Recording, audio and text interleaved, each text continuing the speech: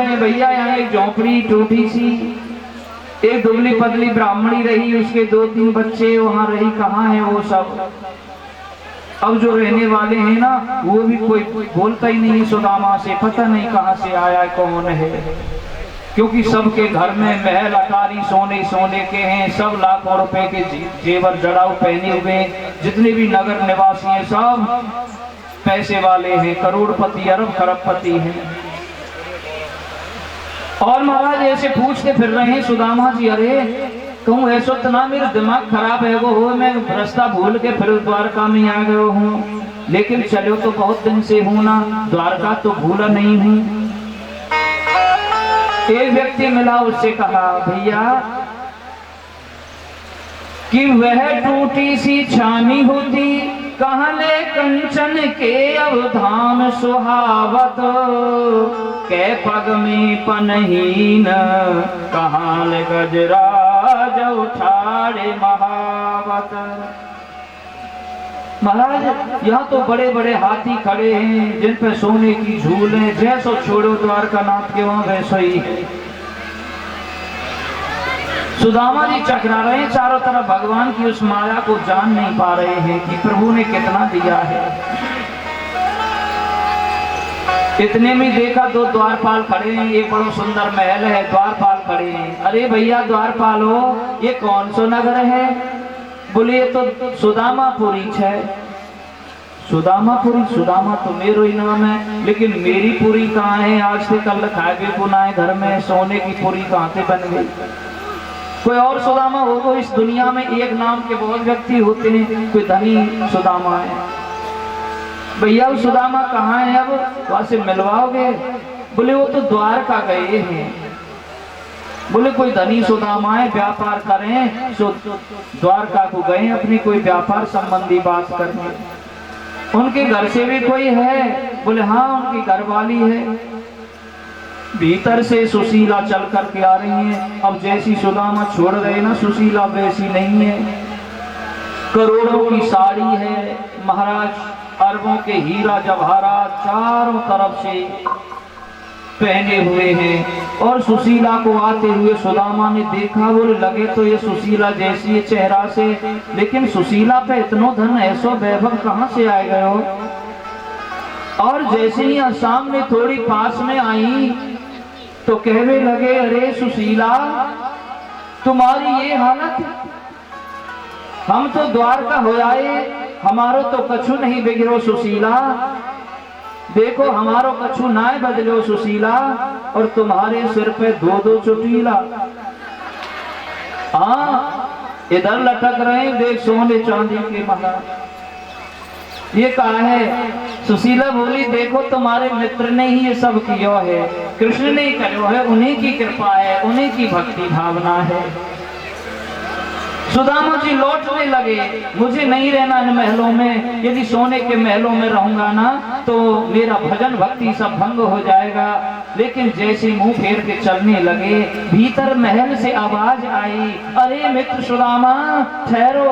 और सुदामा जी ने पीछे मुड़कर के देखा तो द्वारकाधीश अंदर से आ रहे हैं। अरे सुदामा मित्र जापे में कृपा करो ना, वाक में कोई भी माया विकृति नहीं किया करे, ये सब वैभव मैंने दिया है, मेरी कृपा है, तुमको कभी अभिमान नहीं होगा, आराम से रहो। बोले लाला तुम्हारी ये कृपा की आदत नहीं होती ना तो फिर सब काम ही गड़बड़ हो जाता, ये कृपा की आदत से ही तो हम जैसों का उद्धार हुआ है। प्यारे भगवत प्रेमियों, इस प्रकार से सुदामा जी की भक्ति की सार्थकता उनके लिए प्राप्त हुई और द्वारकाधीश चले गए। इतना वैभव पाकर भी उनके मन में अभिमान नहीं आया। अंत में गोविंद के धाम की उनको प्राप्ति हो गई। प्रेम से बोलो जय श्री राधे। ऐसा सुंदर द्वारकाधीश जी का चरित्र, कृष्ण सुदामा मिलन प्रसंग आपने श्रवण किया। सुखदेव जी कहते हैं कि ब्रजमंडल को छोड़े हुए भगवान श्री कृष्ण को आज पूरे 100 वर्ष हो गए हैं।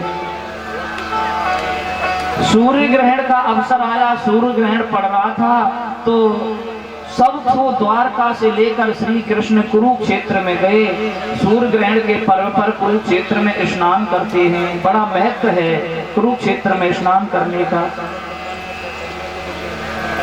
तो जब वो कुरुक्षेत्र में पहुंचे महाराज, सब यदुवंशियों को लेकर के, वसुदेव देवकी सबको, ब्रजवासियों को भी निमंत्रण दिया।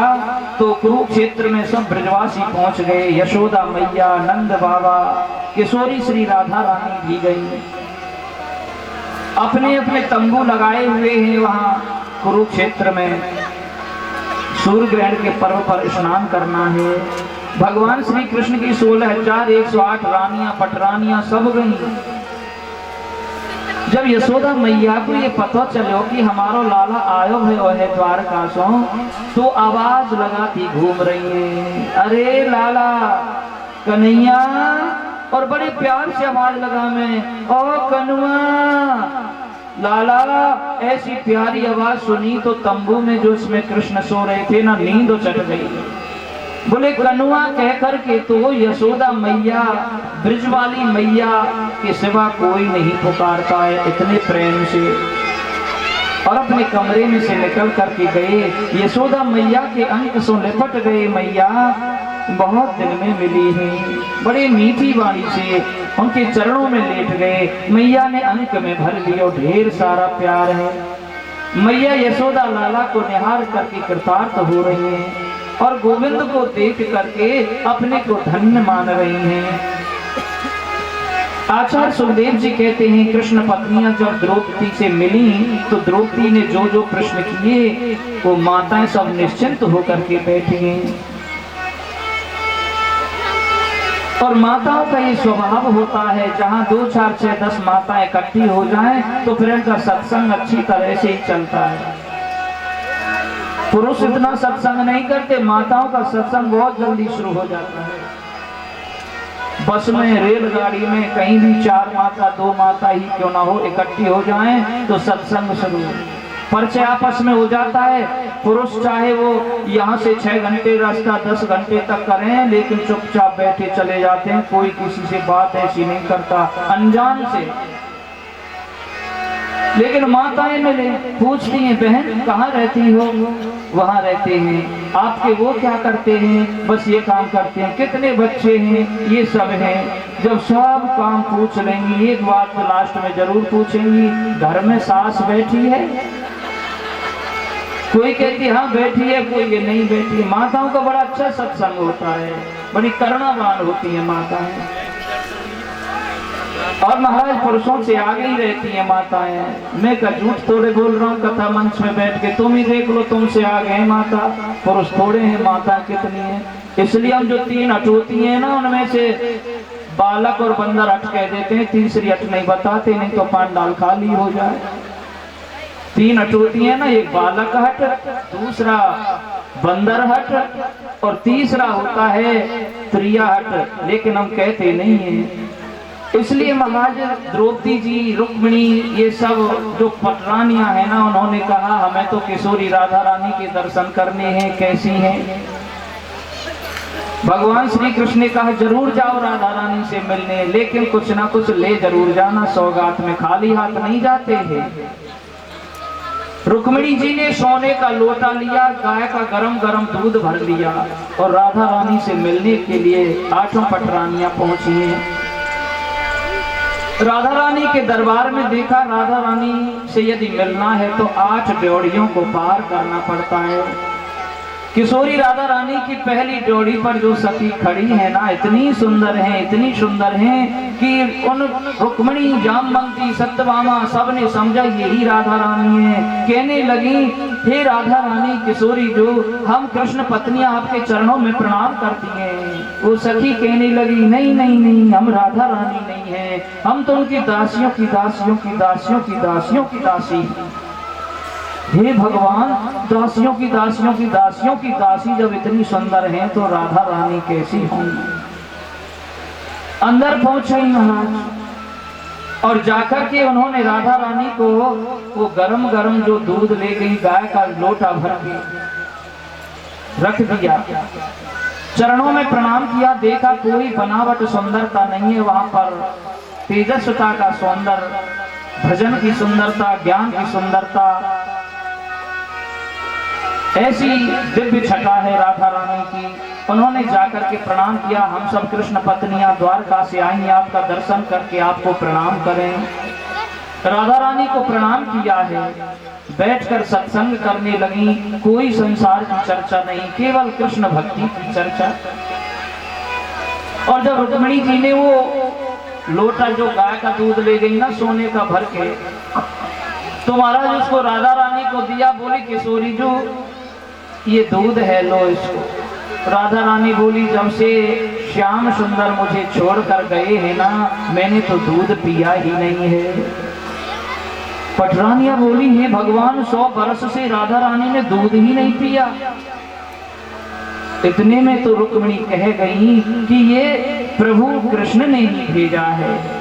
और राधा रानी ने ये सुना कि श्याम सुंदर श्री कृष्ण ही भेजा है, तुरंत वो लोटा लिया और गरम गरम दूध झट से पी गई। और सत्संग जब समाप्त हुआ तो सब रानियां चल करके कृष्ण के कक्ष में आई। भगवान श्री कृष्ण लेटे हुए हैं, रुक्मिणी जी आदि रानियों ने देखा श्री कृष्ण लेटे हैं तो उनके चरणों में, तलुओं में इतने बड़े बड़े छाले फफोले पड़ रहे हैं।